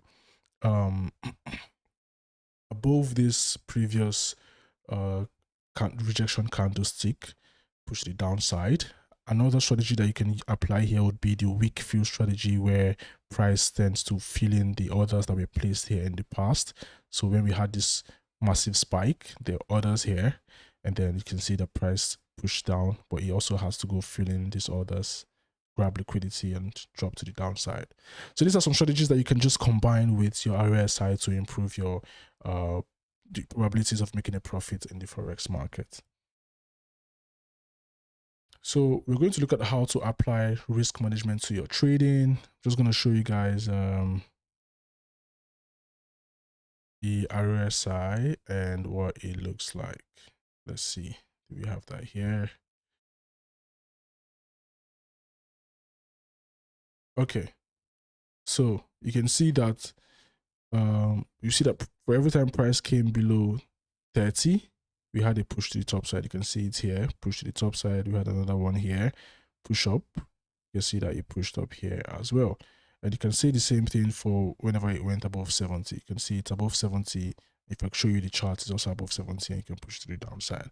But guys, like I said, remember not to trade candlestick indicators in isolation, because you want to combine your price action, what's going on in the market, with your indicators, so that you can have more confidence to place your trades. So how do you apply risk management to your trading? How do you apply risk management to your trading? What's risk management first? Let's look at the definition. So to understand risk management, we obviously have to look at the definition and also how you can apply it to your trading, and you can take this knowledge and apply it to the charts.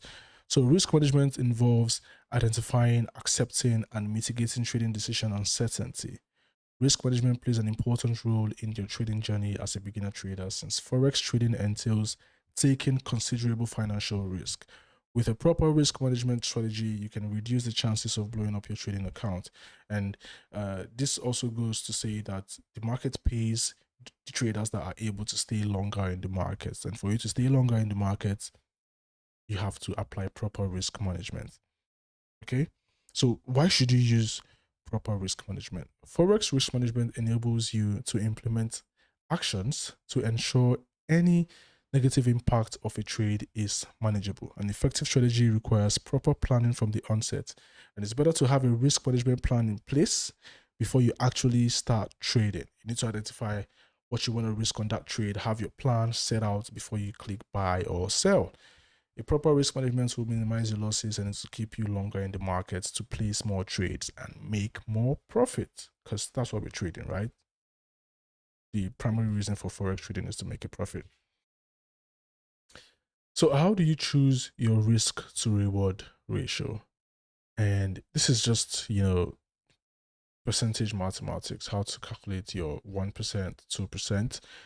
And it's also important to risk maximum 2% of your account's balance on a trade.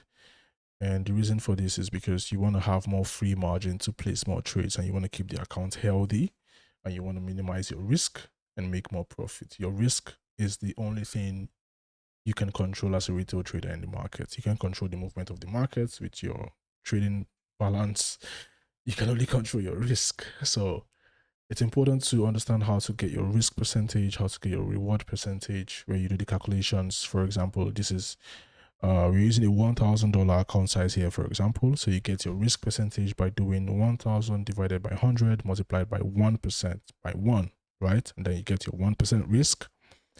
And to get your 2% reward, the same calculation, 1,000 divided by 100 multiplied by 2. So you can see that $10 is 1% risk on a $1,000 account.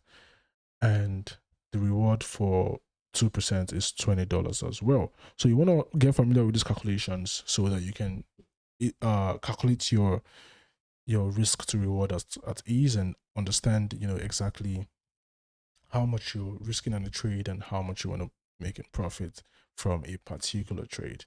So you have to understand market conditions, which is why you should look at the areas where we discussed support and resistance. Look at all that again to understand it properly, because these are the things that would help you identify how much areas where you want to put your stop loss, how much you want to risk, and how much you want to get as reward. You also need to use a moderate position size, which is your volume, how many units of a currency you want to buy, how many units of a currency you want to sell. So these are some of the things that you need to look out for while choosing your risk to reward ratio. Now, let me give you guys an example of someone that used, well, it's Ambrose here. So myself, for example, that used a moderate risk to reward. So you can see that 1%, I'm choosing to risk 1% here, 1% of my account size, which is $1,000. And the profit after 8 trades is 50%, which means 4 trades were unprofitable and 4 trades were profitable. That's 50% of 8. So the risk to reward is 1% risk on all trades, 2, 3, 4, 2, right? So the first, the risk to reward on the trades were 1% risk to get 2% reward, 1% risk to get 3% reward, 1% risk to get 4% reward, and 1% risk to get 2% reward. So the rewards are dynamic because of market conditions. Like I said, you can only control your risk, but market dynamics can control your rewards, right? You can choose, you can see areas on your chart where the swing highs are being set to areas where, it's going to be 3% for you, it's going to be 2%. Market conditions determine. Ambrose risks 10% on a $10, which is 1% on a trade, and the result after 8 trades is first for unprofitable and the second for profitable, right? So because 1% was risked on this trade, or 1% was the risk on this trade throughout on all trades, we had the $10, $10, minus $10, minus $40 for the first 4 trades, right? And that'll leave me with an account size of $960, right? That's enough free margin to place more trades. And the next 4 trades were profitable trades, and we had 20, 30. So now I've gotten back my $40 plus extra 10. And now I got 40, 60, extra $60 plus the 10. And now I have an account balance of $1,070, which is almost 10% of my account balance. So you can see that it's important to use a moderate risk to reward and also identify how much you want to risk on a trade and how much you want to profit on a trade. It's very essential for you as a beginner trader, and it's very essential for every trader at large. You know, it's going to keep you it's going to keep you in the market. It's going to help you make consistent profits over time. So let's look at some steps on how you can create your trading plan. And this is very important for you as a beginner trader because you want to be able to have a plan that helps you achieve your goals, a plan that tells you what to do at a certain point, a plan that's going to take away greed and fear of missing out on trades and emotion trading, all that. Take that away by creating a trading plan. What's a trading plan? Trading plan is a comprehensive decision-making tool for your trading activity. It helps you decide what, when, and how much you want to make on a trade. A trading plan should be your own personal plan. You can use someone else's plan as an outline, but remember that someone else's risk appetite and available capital could be very different to yours. So you can use someone else's. I can give you my trading plan. You know, you can use the steps that you see here to create a trading plan. But you have to refine it to fit your personality, you know, your trading style, you know, your time, your schedule. You know, if you're gonna have, let's say I'm self-employed, right? And that gives me, you know, I can, you know, just put out time to do some things and reschedule some things. But if I give someone that works a 9 to 5 my trading plan, they already have 9 to 5 taken away from them for the day. So they have the remaining hours to plan. So you can just refine it to fit your personality and your schedule and your trading style as well. Here are some steps to follow when creating a successful trading plan. Outline your motivation. Why do you want to trade? You need to have a motivation for trading. You know, if it's family, financial freedom, whatever it is, that's your jump start to trading, right? That's going to give you the jump starts you need.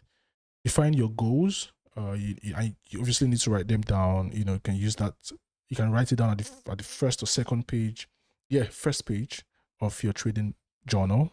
You know, define your goals. Whenever you open your trading journal, that's the first thing you see. And then you can use that to know, oh, am I approaching my goals? Am I doing the right things I need to do?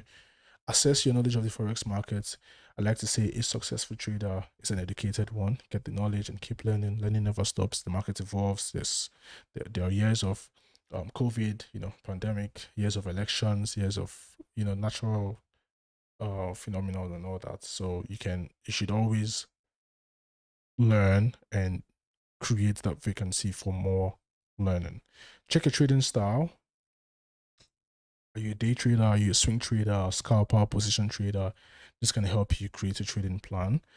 Decide how much time you want to commit to trading. Is it 2 hours a day? Is it 4 hours? Is it 6 hours? This can also help you identify or create your successful trading plan. Decide how much capital you want to start with.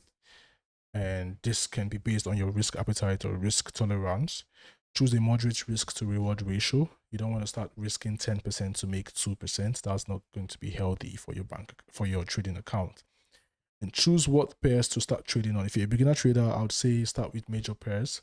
You know, they have high volatility, and start with currency pairs first, and then you can learn some of these patterns. You can see them play out on currency pairs, you know, major currencies as well, and then you can move to other commodities like gold, indices like US 30, NASDAQ, stocks, all these kind of things that you can trade with OctaFX. So these are some steps that you can use to create a successful trading plan for yourself. And now we're going to have a practical session where we just do like an analysis. We just apply these things. Let's see how we can do that briefly. We just apply some of the zones and the things that we've seen in the markets to a back test on pound dollar. So let's do that quickly. But if you have questions, well, now is the time you can go ahead and ask your questions, because after the practical session, we're going to get questions and we will wrap up.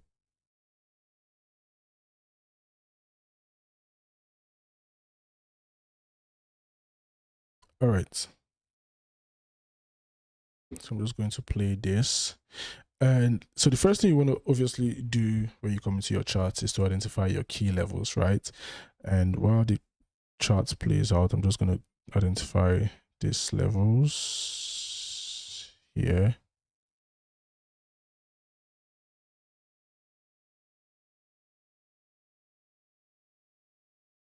Let's try to identify the levels, our key levels. I can drag this a bit backward. Can also do one here. I think we have one here as well.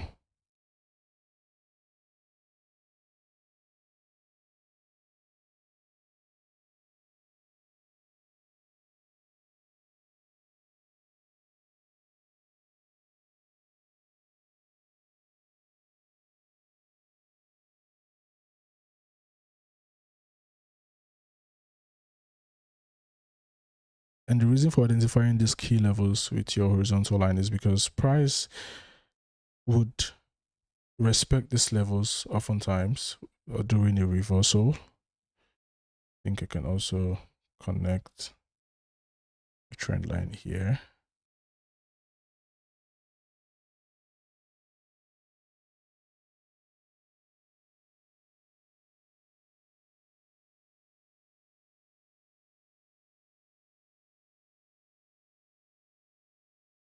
So obviously, we can see the markets push higher, creating series of higher highs, and trade. I think I'm also going to add the 200 period moving average, so you can see that it's currently trading above that 200 period moving average.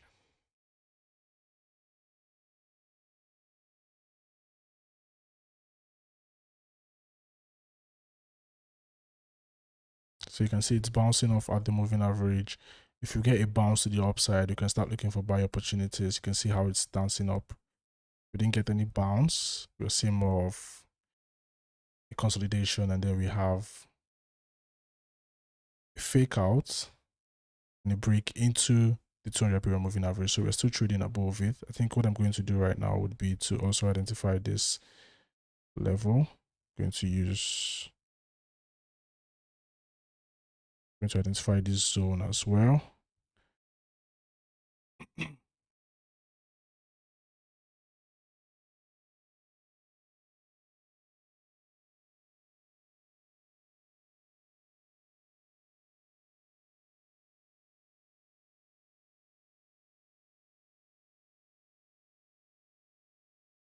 And now we have new resistance created, so we're going to update that. So we're basically looking for either a bounce off. I think we already have that. So we're basically looking for a bounce off at that trend line, and then we can start looking to take buy trades at that level. Just trying to go back.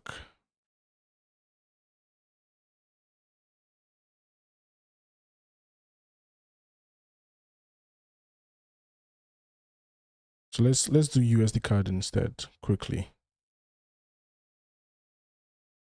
Identify your levels. We've already identified the support level. You can also identify this resistance level here. And this one here. This is on USD card.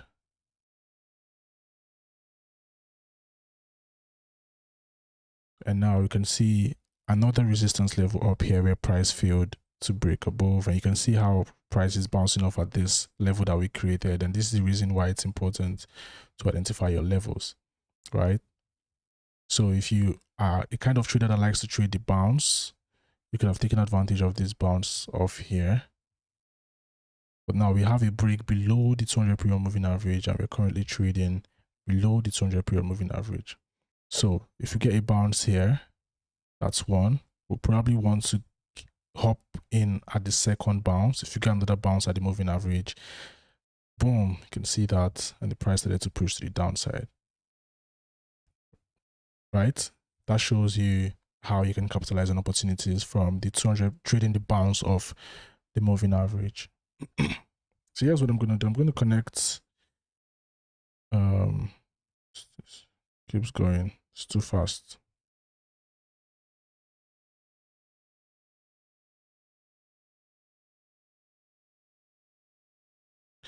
So you're basically looking for price to come back into this level, right? Remember, we've identified our support level here. Let me just indicate it quickly for you guys. So you can see support level here. I'm going to extend that. So we're looking for price to come back into this level, and then we can start to look for buy opportunities and hop on the buy trade. But obviously, you don't want to miss out on everything happening here, right? You don't want to miss out on everything that happened here. You can see that these lines that we created previously were respected, even as market has left the areas where we created these lines. You can see it here. So let's continue to play. And now we can draw a trend line just at the highs and also draw another trend line just below, right? So remember, this is a consolidation. We're expecting a break to the top side, but we can only enter a trade at the break. If it doesn't break to the top and it breaks below, we enter below. If it doesn't, and if it breaks below, it's going to be a break below the 200 period moving average and below this key level as well. That's two confirmations already. So let's look at what happened.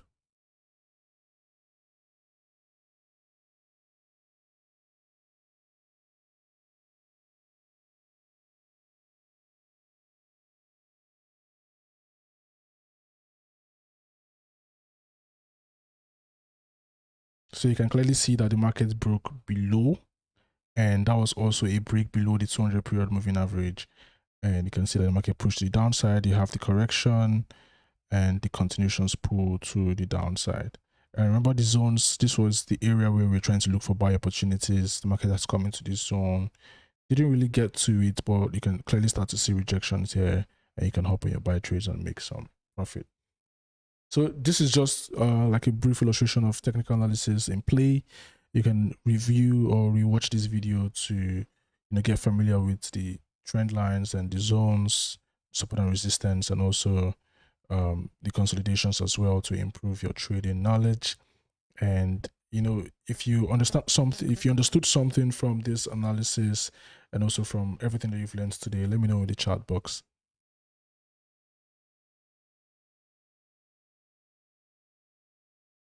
And also, if you have questions, you can also go ahead and type your questions in the chat box as well. I'm briefly going to talk about how you can diversify your investment portfolio and some steps to use, and I'll take your questions and we'll wrap up.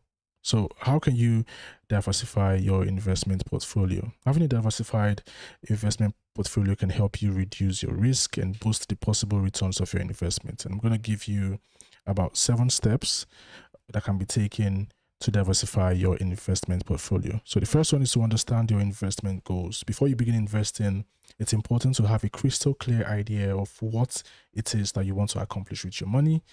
The selections that you make regarding your investments will be determined by your investment goals. There's a saying by Peter Lynch. He says, know what you want and why you own it, right? The second thing, or the second step, is to assess your risk tolerance. Determine your level of comfort with risk by determining or by identifying how much of a personal financial risk you're willing to accept in exchange for potential profit. And the third step would be to understand the alternative market. So if you're looking at moving from Forex to crypto, or from Forex to digital currencies, or Forex to stocks, you have to understand how is stocks traded, what does the chart look like, what are the drivers of the stock market, what are the drivers of the digital currency market. You have to understand the market that you want to diversify to. And the good news is that if you want to trade stocks, crypto, currency indices, you can trade all these instruments on the OctaFX trading app, and you can get that by clicking the link in the description. You get the app and you can diversify your investment portfolio.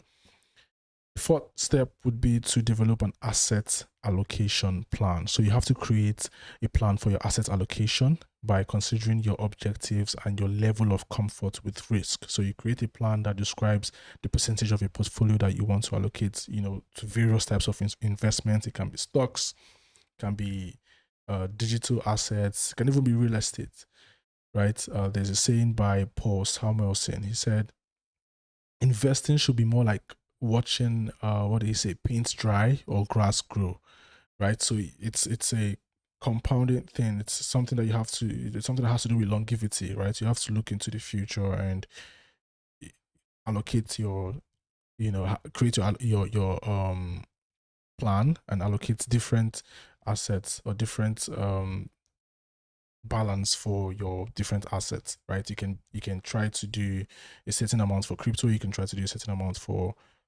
currency trading, and with OctaFX you can create multiple trading accounts, right? So you can have a certain account that you trade just crypto, you can have a certain account that you trade just currencies or indices. It all depends, right? If you're looking to diversify, then this is one good way that you can do it. The fifth one is to invest in different asset classes and markets. Like I said, digital currencies, stocks, indices, and currencies as well. You also want to rebalance your portfolio regularly. So you have to maintain a regular schedule of rebalancing your portfolio, just to ensure that asset allocation remains consistent with your investing objectives. And you also have to be sure to keep an eye on your investments. You don't just want to place trades and let the trades just be and just take your eyes away from it for a very long time. You want to have to come back and look at this trades and monitor these trades. Give me a second, guys.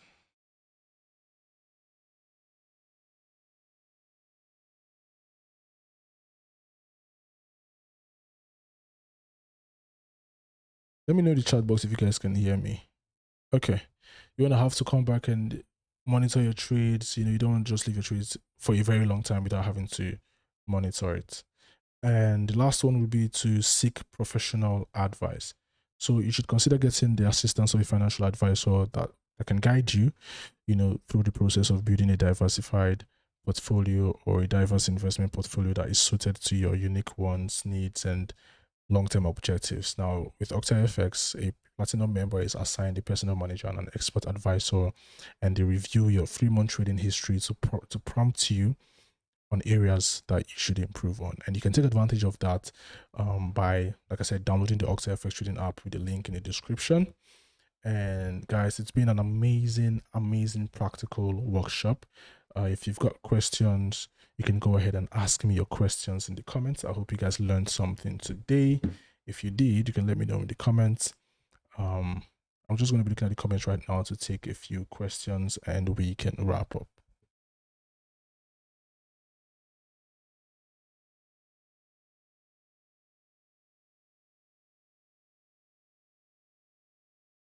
What is the best time frame to use in considering the chart patterns? Well, you can use chart patterns form in every time frame, but for you to have an overall direction and for you to have an understanding of, long-term movements of prices, you have to go to the higher time frames, right? There's a lot of noise on the lower time frames.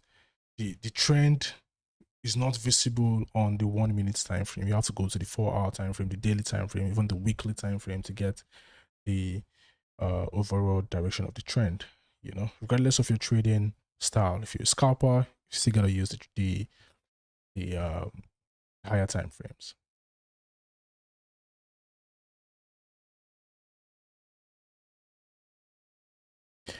And also, guys, you can use the poll in the comments. There's a poll in the chat box where you can use to vote if the contents were clear to you. I'm going to take one more question and we can wrap up.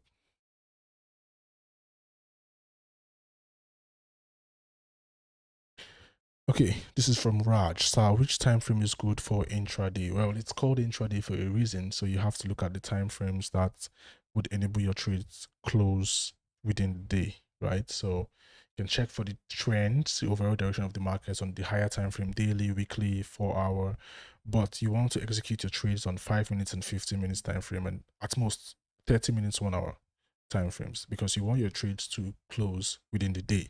So if you are a day trader and you go to the 4-hour time frame or daily time frame to place a trade, then obviously there is less chance that your trades would close that day, or there's less chance that the market would give you the push you need in one day. So if you want to place your trades and you want it to close in a day, as a day trader, you have to go to the lower time frames and look for opportunities. 5 minutes, 15 minutes is okay.